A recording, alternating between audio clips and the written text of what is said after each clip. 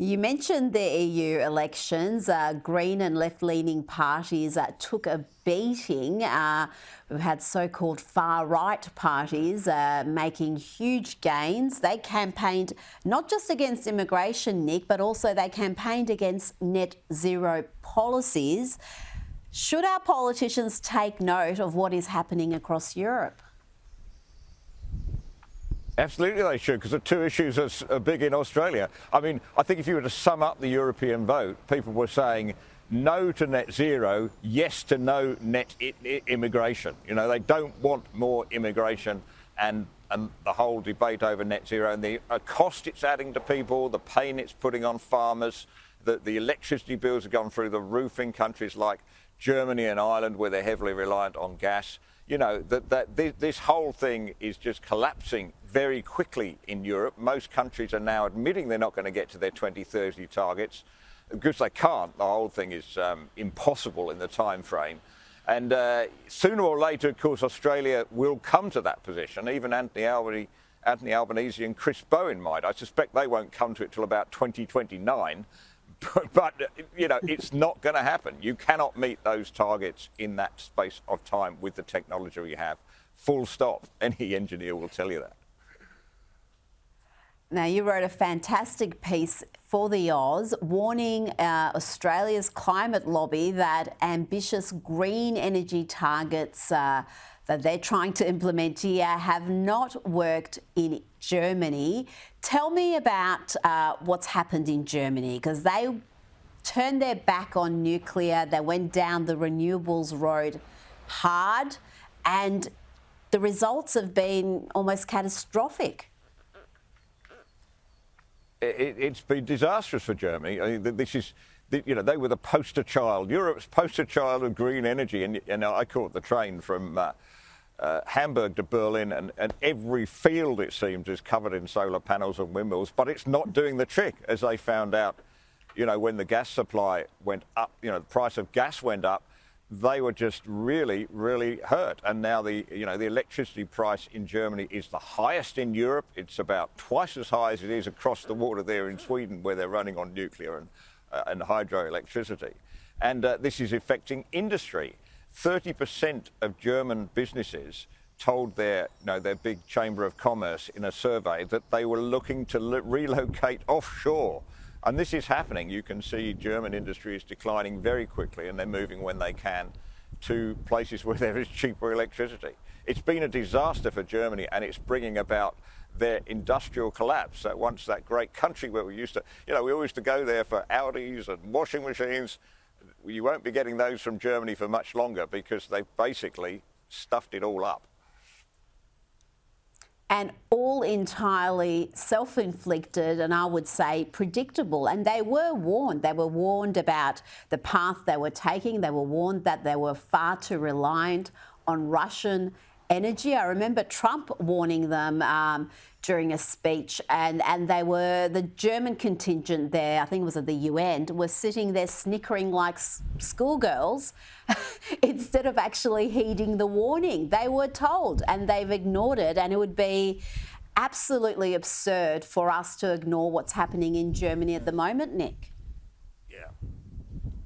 It would. And, I made the point in the column. It's now 12 years since Angela Merkel mysteriously, well, actually under green pressure, said we're going to phase out our nuclear plants. So they've had 12 years to work out how to power their electricity grid without nuclear, without using coal, without using gas. And these are the German engineers, the same German engineers that gave you Vorsprung durch Technik. They are the best in the world, and they can't work it out. And the country is suffering as a result. They've just reopened 8 coal mines in the last 2 years, would you believe, because it's cheaper than getting gas in from overseas. They actually knocked down 1 wind farm to dig up some coal. That's telling you something, isn't it? But, somehow Chris Bowen, he was in Germany last year. He didn't spot any of this, apparently. He just thinks Germany is the great vision of the future we have to follow. Dream on, Mr. Bowen, dream on. Well, we're hearing that the coalition is wargaming the possibility of an early election as the Prime Minister it prepares to fight on energy as a major issue. Dutton's gaining. Recent news poll, two-party preferred, it was 50-50. The Libs' primary vote had gone up. And the Australian reveals that Anthony Albanese is going to use even higher carbon emission targets to fight the coalition. Do you see that as a winning strategy, Nick? Because much of the media is already attacking Peter Dutton for restarting the climate wars, as they call it. We've got elements of the business sector also campaigning for what they call certainty. Can Dutton's strategy work if he has the media and big business against him? Look, what they're trying to do, what business and Labor, and I think of those as one block these days, what they are trying to do is return to the debate of, oh, you're a climate denier. Now, that debate ended the moment that the coalition signed up for Zero 2050, for better or worse, right? Now it's all about how you get there and how expensive it is. And people know. This is a distraction from Labor. Let's make this about the climate wars again so that nobody sort of asks awkward questions like, what happened to that $275 that you promised you were going to take off my electricity bill?